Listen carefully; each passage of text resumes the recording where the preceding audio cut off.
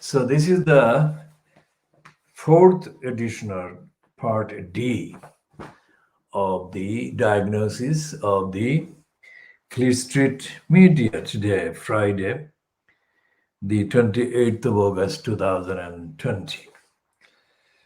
This will include a discussion of the state of welfare of cats in this country, and in the context of the cruelty that is done to animals by so-called animal rights charities.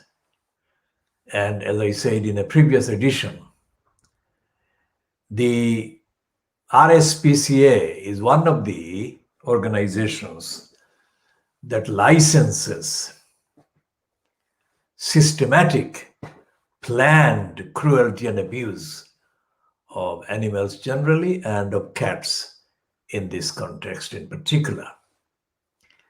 And other charities, including Cats Protection Charity, carries out cruel treatment of animals, and both the RSPCA and the Cats Protection are notorious as corrupt bureaucracies that are treated as if they have no accountability obligations for the charitable status they enjoy as businesses.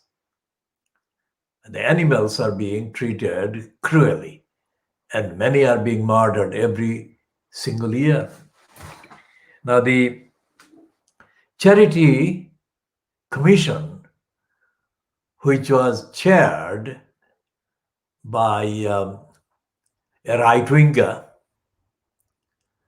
until a few years ago, who made a case of questioning the murder by the RSPCA of a cat. That he made a point of that, and that as a result of that, this was covered by the Times and other media, other papers.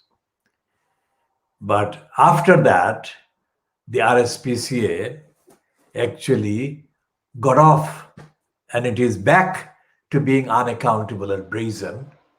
And its attitude to people who are not members of the RSPCA is as hostile now as it was for decades. And the victims are the cats and the other animals. And there is no accountability, as I said. And the charade that was staged in the House of Commons Select Committee, while that right-winger,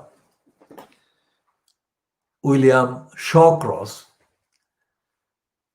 who I had a direct confrontation with at the Institute of Contemporary Arts many years ago, based on his right-wing racist outpourings. I mean, William Shawcross is not a compassionate human being generally. So the case he made, apparently, for the owner of the cat that was murdered by the RSPCA was a typically political case. It wasn't a compassionate case. And the chair of the committee in the House of Commons, himself a right-winger Brexiteer and all the rest of it, and a racist, did not pursue what should have been pursued. So what we are looking at in the context of the cruelty to animals being done by charities that are supposed to protect and defend and uphold the welfare of the animals, this has to be addressed by society as a matter of absolute urgency. And there is nothing in the House of Commons, there is nothing in Parliament that actually deals with that. And I am saying that the parallel to the lack of accountability and lack of answerability by these registered charities, big name charities like RSPCA in the case of animals, and cat protection, which is in terms of size and the number of donations, it receives smaller than the RSPCA. And in the case of housing, shelter. And in the case of poverty, the so-called Child Poverty Action Group. These are not accountable for their behavior, their conduct, and the role. And another one is the Age Concern, whatever the current name is. Age Concern, the biggest charity supposedly for the aged people or the elderly people, was exposed as having behaved as a spy for the government against the old people. So we have in Britain a kind of vacuum everywhere. And there is this facade that things are of the highest order, highest standard. That is what is the facade is, including the facade that rule Britannia, Britannia rule, and the other glories, the glories that are being indulged in by criminal liars and racists like Richard Littlejohn. Littlejohn has got an expensive pad in Florida, of all places, from where he pontificates as a Little Englander. So these racists and these liars are being allowed. These racists and liars are being allowed to pontificate to the vast majority of ordinary people in Britain as if these liars and criminals are saints and are speaking the truth. They are not. And the media, Fleet Street and the Daily Mail, Daily Express, the Boris Kraft are to be blamed for giving platforms to these liars and these racists and these cruelty people. Local councils across England treat animals as a pest, and they treat animals, including cats, as pests. And in Tower Hamlets, there is this outfit called Tower Hamlets Homes, which is a disguised form of Tower Hamlets Council abusing its duties by running this corrupt outfit. Tower Hamlets Homes is one of the corrupt outfits which is supposed to be the council's kind of housing arm. The only arm it has is the arm of hostility to the community, and it is manned and womaned by a bunch of absolutely prejudiced, hostile people. These are the types of people that Jeremy Corbyn assumes to be doing the right jobs and are exempt or are entitled to be exempted from accountability to the community they're supposed to be served, not the community they do serve. Many of these criminals, including the lead criminal in the Tower Hamlets Homes, are known criminals doing serious damage to the safety and security of tenants and members of the community. And we shall be naming and identifying the lead criminal involved in serious harm to the cause of the community and humanity and society in due course. Now, I said earlier, not in this edition, but a couple of days ago, about John Biggs. And I said that in the context of referring to the behavior of the corrupt judicial system or judicial bureaucracy and letting down children. And today I'm saying that the cruelty to the animals is parallel to the cruelty shown to the vulnerable children by most of these councils. Now, the image of the councils has been constructed carefully by the criminals, having the platforms and inputs in the media, saying that the social workers are hardworking, victims of arrogant and angry parents, and whatever. That is not the case. The majority of these perpetrators put in highly paid posts by councils in the name of doing social service or caring for people and pupils and children, are incompetent or negligent or corrupt and have got contempt for most of the parents and people in serious situations. And there is no narrative, there is no ethical narrative for accountability and transparency that has been developed by the Labour Party. And most certainly, none will ever be developed by the Conservatives, who are the antithetics or antithetical to the idea of society. So we have got a vacuum and a darkness because of the vacuum. And cats are treated as pests by councils. One cat in February 2001 was murdered on the street in Bethnal Green Road, just outside the Tesco Metro in Bethnal Green Road. And I was walking in the morning.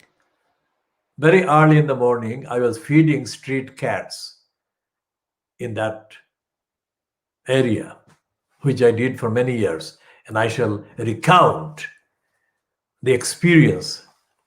But this cat was murdered. Absolutely beautiful cat which had been knocked by a car and it had been murdered. And it was lying dead on the street in the middle of the Bethnal Green Road one day in February 2001.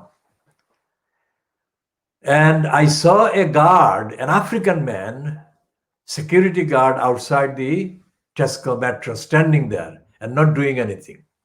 I went there and I said to him, I said, why are you standing there? Why aren't you helping this cat?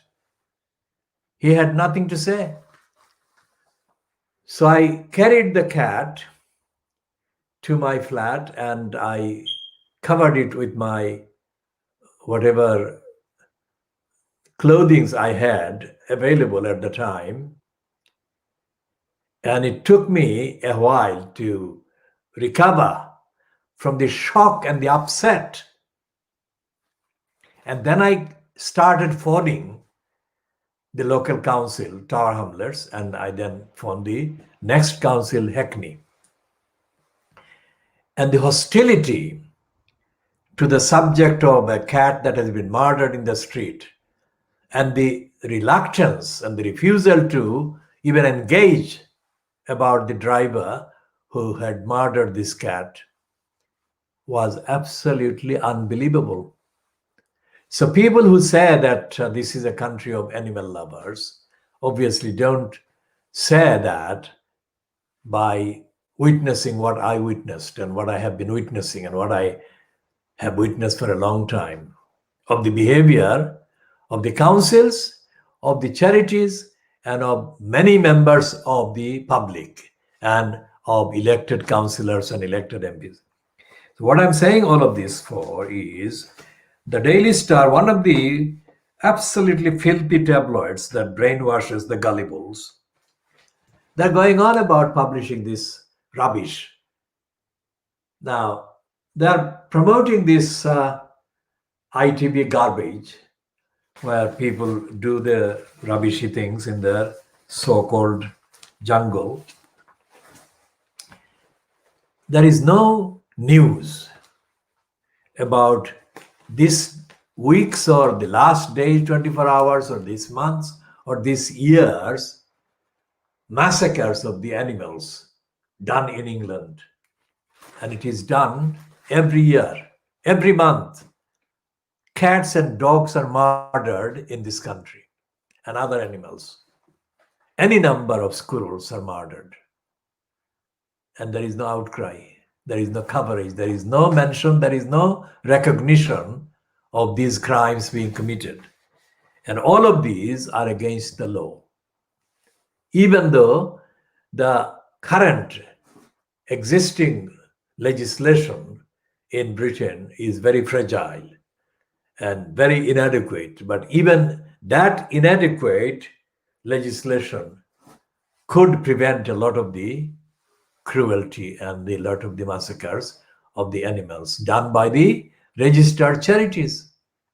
It's like the American police, that a lot of racist murderers are in the police. I mean, as has happened this week, this last few days. I mean, they are absolutely an entryist force. Racists have been entering the police in America, in the USA, with the sole purpose of replacing the police as the KKK, for the KKK or others. They don't do the KKK type of things anymore, but they're doing the same crimes with more effective kind of exemption and impunity. And the fact that Melania Trump has been reportedly saying that racial groups should unify, and stop the protests and all the upset and violence. How incredible. The whole time she has been silent about race and racism and hatred spewed every 24 hours by her so-called husband. And she now says that, people should be kind of calming down and stopping the violence, and the unity should be the priority, unity among races and racial groups. It goes without saying that she's doing it on a script, and she's doing it for the brazen purpose of helping the re-election of the biggest criminal that has ever been in the White House. It's not my word, it's the word of American senators, not just opposition Democrats, but even senators and other people belonging to the so-called Republican Party. And of course, Mitt Romney, who condemned Trump many times, and before the 2016 so-called election that Trump stole, has supported the first attempt at impeaching Trump. He is the only one so far, but he has done that, and he is not going to stop Trump. It has to take the whole election, the whole country, to get rid of Trump. And Trump is the one that has been the flag carrier for all races and all the criminals and all the anti-democratic forces across the West. And the signal and the message he has been sending to the world has been devastating for the cause of safety and security of the vulnerable people and creatures. And that is what it is actually happening in Britain, with no similar kind of brazenness in the behavior or the speeches or the spiels of Trump's followers like Boris Johnson, Nigel Farage, and others. Farage and Johnson don't want an accountable, safe, kind, caring, compassionate society. And we have to look at the role of the papers in trivializing people's lives and animals' lives and running big stories like this kind of criminality and brazenness. They have no compunction about the violations of basic human rights that are being inflicted on thousands, millions of people every day in this country. And this is something that has to be changed. And it will never be changed by letting Keir Starmer, think that he is doing his job. And that is something that supporters of Jeremy Corbyn won't actually compensate for or replace. So we need a new awareness among the ordinary people as to what is going on and what the people are being told and what is actually being done in their name and to them. And here is the, as I said, the legal aid issue that the Daily Mail is distorting. Let me just give the list again. The legal system in this country is not the justice system. The legal system in Britain is a criminal industry. Criminal as in an industry where its participants are engaged in committing crimes, not a criminal system that deals with criminals and disposes of their crimes and gives them kind of proper kind of retribution. It is made up, constituted by majority perpetrating crimes and doing wrongs and violating people.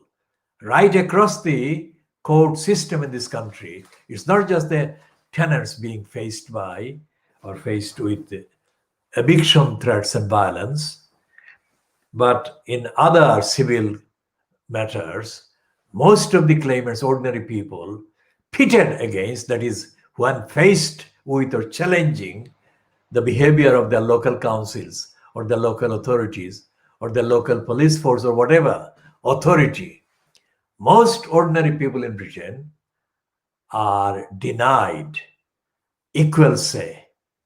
And the so-called ancient right of locus standi is completely dismissed. The right or the claim to have a say on the matter, that is locus standi, that is disposed of and denied to the people, contrary to the myths of the slogans. And I know that because I have been engaged in exchanges with licensed law trading criminals, solicitors, barristers, whenever the Magna Carta and its actual legacy and its protection to the people are mentioned, both the barristers and the solicitors mock the speaker or the advocate or the writer. All of that I have been and I am, and that is the empirical evidence, direct, first-hand evidence of licensed law traders behaving as lawbreakers and violators of the law. But when it comes to suiting their kind of agenda for more money and more recognition and more perks and the more rewards for their corrupt activities, they mention the Magna Carta as if by their mentioning it, they become transformed into embodiments of all the good things that the Magna Carta is supposed to offer the citizen. That is not the case. These are practiced liars. So they are lying and they're lying and they're lying. And I'm going to continue to ignore the phone because if I don't ignore, I will not be able to finish this edition. And what is happening in this country is that there is no parliamentary accountability of the executive. And that translates similarly to the local levels, the regional levels, and there is no accountability by the local councils, the local authorities, the local forces, and the regional forces to the local people. The result is that in the papers yesterday, that is Thursday, the Times admitted and the other papers admitted that there are millions of people on housing waiting list, millions of people on NHS waiting list. I mean, effectively, not maybe on the official records or lists, but there are millions of people without proper homes and millions of people without access to proper health care. These are people, not refugees. These are not asylum seekers. These are ordinary people whom these racists in power claim to be speaking for, and they incite them to get them to vote for them again for another 5 or 6 year term or whatever it is. And the point is that the Labour Party as the opposition is completely silent. So when I said that Jeremy Corbyn was the garden gnome who was like a dummy sitting in the garden like a statue without saying anything, the others are doing the same now after he was replaced by Keir Starmer. And there is no other political party to speak of. The Lib Dems who kept the Conservatives in power for 5 years from May 2010 till the election in 2015, the Lib Dems have now re-elected right-wing nuclear armaments using fascist Ed Davey as their leader. I mean, he is as bad as Joe Swinson. Joe Swinson was so stupid that she repeatedly boasted that she was a candidate to be Prime Minister of Britain. There is no Prime Minister election or Prime Ministerial election because the system is not a Prime Ministerial answer to the presidential absurdity. She was repeatedly allowed to say that she was a candidate to be Prime Minister. She was the best person to be the Prime Minister. She was going to be Prime Minister. How deeply, brazenly, openly in the dark these people are. So we are in a big problem in this country with the society being let down and betrayed. And Frederick Forsyth in the Daily Express today, Friday, the 28th of August 2020, has correctly repeated the view that others have repeated, others have stated before on the facts, that the universities are giving bogus degrees to too many people, and they're no good. These are absolutely dummy degrees. And as I said, I'll discuss the corruptly given PhDs in a dedicated series of editions of this program. And a midget who did get a degree from the University of Birmingham, which belongs to the overstated Russell Group of universities. That midget was allowed to pack a whole lot of lies about Tower Hamlets, about the community, under the guise of doing a PhD. That criminal has been a serial criminal, liar, serving the cause of liars and racists and people who are hostile to the community in East London. So the newspapers lying about legal aid, because the main money, the legal aid money, doesn't go to the client or the litigant or the person in whose name the case is conducted. The money goes to the licensed law traders. But the particular litigants are targeted by emotional kind of condemnation.